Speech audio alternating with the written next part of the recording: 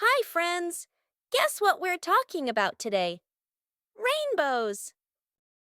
Did you know a rainbow appears when the sun and rain work together? Let's see how! When it rains, little water drops are everywhere.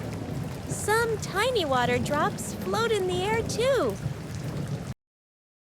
When the sun comes back out after the rain and the light hits those tiny water drops, whoa! Something really cool happens. The sunlight breaks into lots of colors.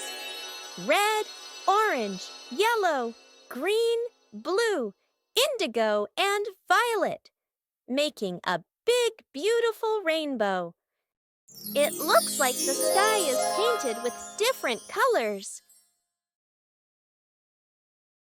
So, remember, rain plus sun equals rainbow.